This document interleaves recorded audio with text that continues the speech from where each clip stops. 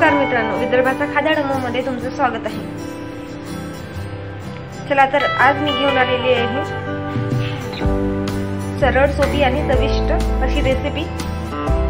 तर आज आपण बनवूया पपईचे बोंड।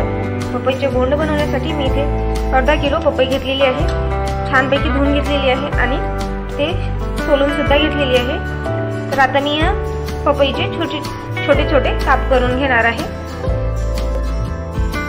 तर तुम्ही बघू शकता इथे आपण पपईचे छोटे छोटे काप करून घेतलेले आहेत व आता मी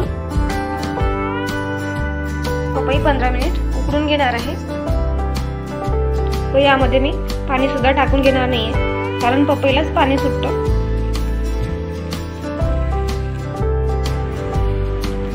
पपई उकडून ठेवल्यानंतर 5 मिनिट झालेले आहे। तर आता मी बघून घेणार आहे की पपई शिजत येत आहे की नाही शिजत आहे। तर तुम्ही बघू शकता इथे आपल्या पपईला थोडं पाणी असं सुटत चाललेलं आहे।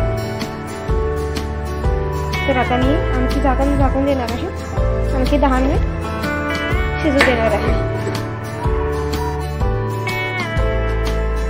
तर इथे पपईला 10 मिनिट झालेले आहे। तुम्ही बघू शकता इथे आपली पपई थोडीशी शिजलेली आहे व आता मी यामध्ये 1.5 वाटी साखर घेतलेली आहे। ती साखर आता यामध्ये सोडून देणार आहे। तुम्हाला हवं तितकी साखर तुम्ही घेऊ शकता। आम्हाला थोडी जास्तच गोड लागतं म्हणून मी इथे 1.5 वाटी साखर घेतलेली आहे आणि आणखी 5 मिनिट शिजू देणार आहे।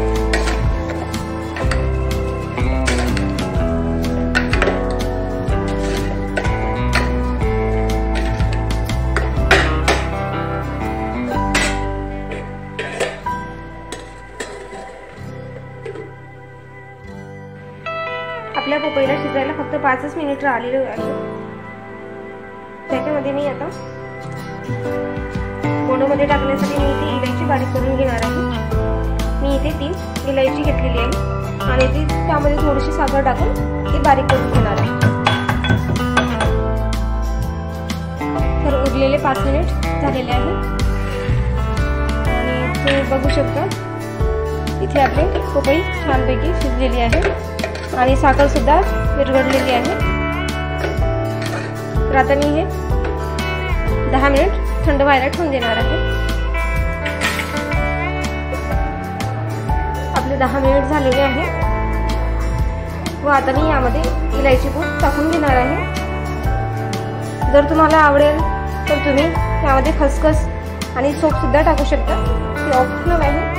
तर मी यामध्ये फक्त इलायची पूडच टाकून घेतलेली आहे आणि चांगल्या प्रकारे फिरून घेणार आहे। व आता मी यामध्ये पीठ टाकून घेत आहे। मी यामध्ये 1 वाटी पीठ टाकून घेतलेलं आहे आणि चांगल्यापैकी मळून घेणार आहे। तर तुम्ही बघू शकता इथे मी पिठामध्ये पपई मिक्स करून घेतलेली आहे व आता मी यामध्ये चिमूटभर असं मीठ टाकून घेणार आहे आणि थोडासा भजेखार टाकून घेणार आहे व आता हे चांगल्या प्रकारे मिक्स सुद्धा करून घेणार आहे।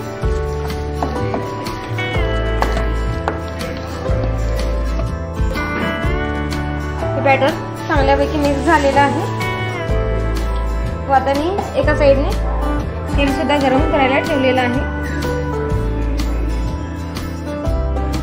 तर इकडे आपलं तेल सुद्धा गरम झालेलं आहे।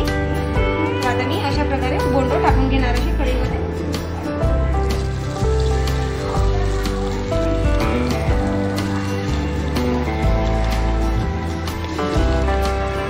तुम्हाला हवं तसे तुम्ही आकार देऊ शकता।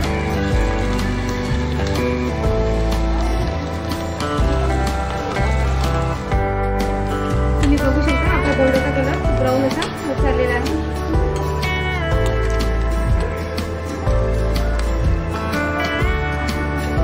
मस्त कलर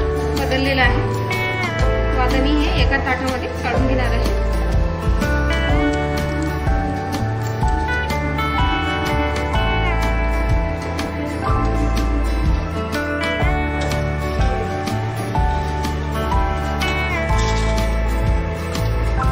आणि राहिले तितके तळून सुद्धा घेणार आहे. अशा प्रकारे मी सर्व बोंड तळून घेत आहे. तर अशा प्रकारे माझे सर्व बोंड तळून झालेले आहे आणि तुम्ही बघू शकता मस्त असे दिसत आहे आणि खायला सुद्धा अतिशय टेस्टी आहे. तुम्ही सुद्धा नक्की ट्राय करून बघा पपईचे बोंड. पपईच्या बोंडाला तुम्ही बोंड सुद्धा म्हणू शकता आणि गोड भजी सुद्धा असे म्हणू शकता. तर चला या मग पपईचे बोंड खायला. विदर्भाचा खादाडमू या चॅनलला सबस्क्राईब आणि बेल आयकॉनला क्लिक करायला विसरू नका.